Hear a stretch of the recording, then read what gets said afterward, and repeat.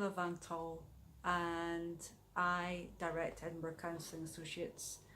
I work a lot with people with anger management issues, and so I thought it'd be helpful to put together just a short clip on tactics to manage anger.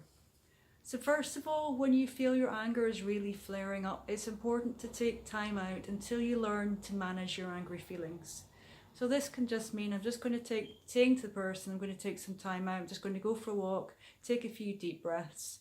If you're not actually able to take yourself out of the situation, you can learn techniques that will help you to calm down. Even just taking a breath, taking a drink of water will help you to manage the feelings.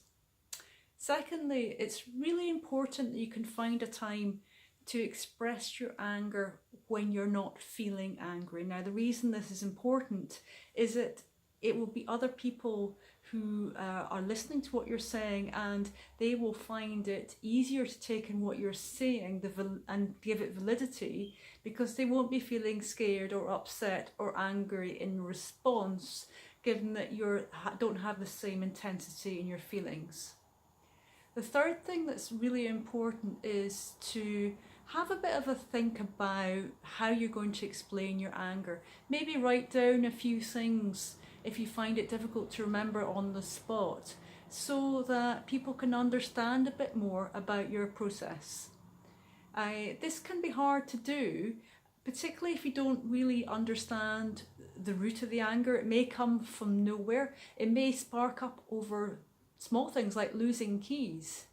But if you can find the root of the problem by speaking to a friend or a family member or reading a self-help book, then you can understand more specifically why it is that things rile you so easily.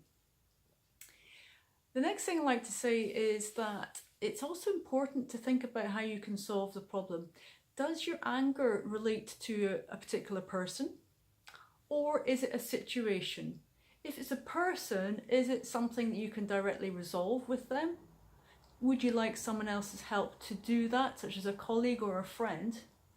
And if you can't do that, is it possible to actually minimize your exposure to that person? That's not always possible, but it can be a good interim solution. Also, if your problem relates to a situation, such as always getting angry when someone drives up in front of you in traffic, then just think about different mechanisms that you can use to solve that problem. Think about your general stress levels.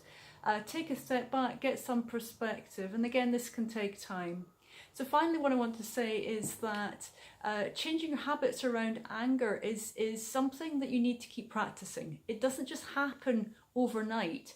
However, what I found with clients is that they can see really good results surprisingly quickly, and that does actually improve people's motivation to change.